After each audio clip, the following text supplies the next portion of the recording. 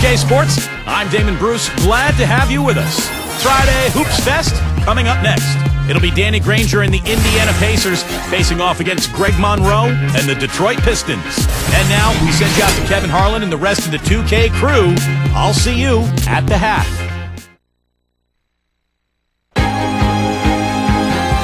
I used to roll the dice, feel the fear in my enemy's eyes, listen as the crowd would sing. Now the old king is dead, long live the king. One minute I held the key, next the walls were closed on me, and I discovered that my castle stand upon pillars of salt and pillars of sand.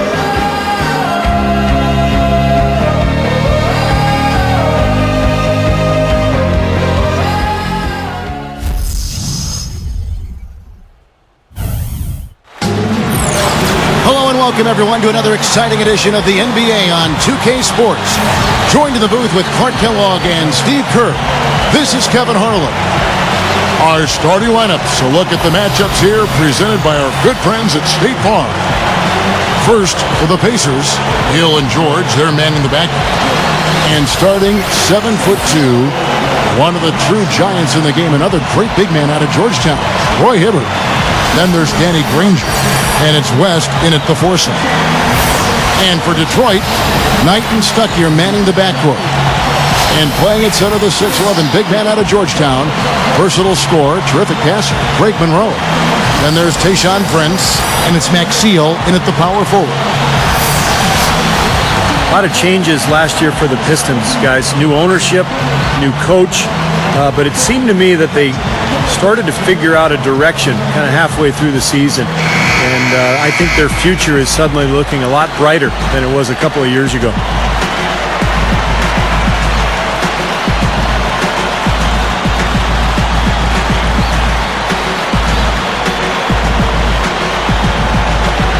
Even though they ended up near the bottom once again, they certainly did have, some revelations. Namely, I think, Clark, in the play of their terrific big man, Greg Monroe. I really like his game, Kevin. He's a post player that you can most definitely build around. The Pistons seem kind of lost for a little bit, but now they have some cornerstones. You talk about Greg Monroe. I thought Brandon Knight had a good rookie season, so a couple of good pieces there. Now Prince. George Hill missing on the three. Pass to Knight. Hill's there. Knight passes to Prince. In low to Monroe. Knocks down the 10-footer. And it's the Pacers' ball. Pass to Hibbert. Covered by Monroe. The jump hook. And Roy Hibbert, the bucket on the assist by Hill. You just can't let him get that close to the hoop. On defense, Indiana. Moments ago, our Doris Burke had a chance to catch up with the coach, Frank Vogel. Doris? He said that one of the players are keying in on defensively is Rodney Stuckey, adding he loves to use his size and his strength to play bully ball inside and get himself to the line. We've got to be physical with him without fouling. Guys, that'll take discipline. We'll see if they can strike the right balance on defense. Thanks, Doris. And it's the Pacers' ball. Hill with it. And it's Knight picking him up. Hill kicks to Granger. Prince with the defensive effort. Well, Rodney Stuckey is a guy who's steadily improved since entering the league. And last year, the Pistons reward him with a pretty big contract. A guy who can play either guard spot. I think he's best suited as a scorer. Now here's Stuckey. Following the miss by Danny Granger. And when you talk about Stuckey, he's butted heads with some of the coaches they've had in Detroit. But you know what, Clark, last season he seemed more comfortable.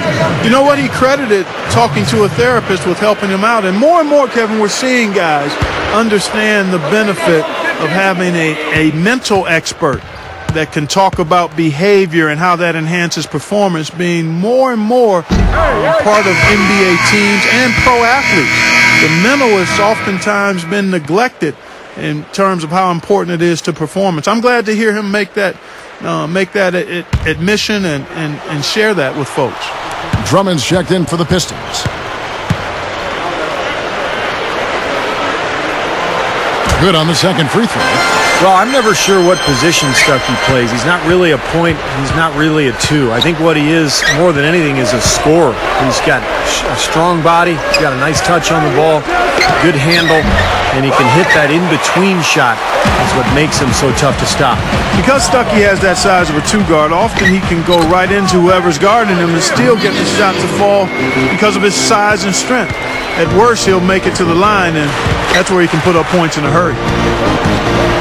And I think a big change for the Pacers, and one of the reasons they've become one of the better teams in the East, was the addition of David West. He just brought some leadership that was much needed for a very young Pacers roster.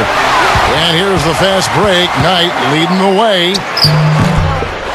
It's rebounded by Indiana. Hill with it. And it's Knight picking him up. He feeds it to George. Indiana moving it around. Hill dishes to West. No good. Pistons leading by 5. We're about 3 minutes into this first quarter. Monroe, the pass to Stuckey. Drills the elbow jumper.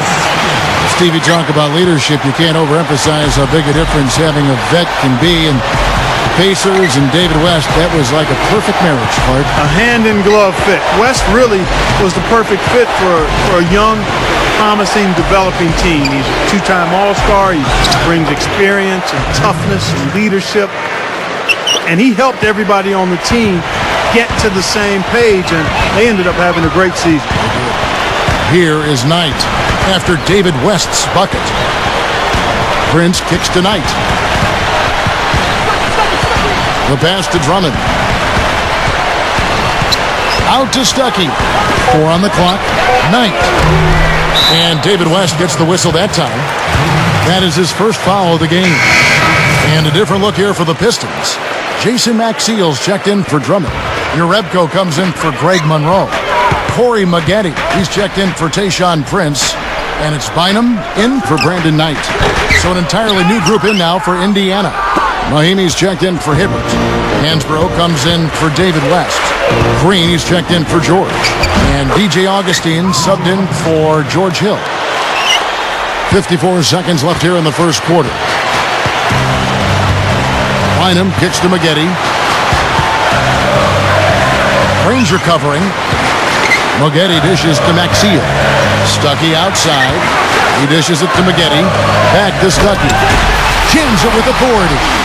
An open lane right there. Pretty much saw the daylight he wanted and took advantage. Yeah, great opportunity, and he seized it without much hesitation. Yeah, a little too easy, if you ask me. The defense really needs to tighten things up here.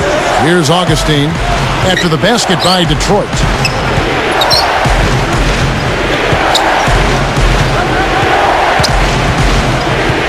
On the wing, Granger over Maggette. Kept alive. Granger kicks to Augustine. He passes it to Green.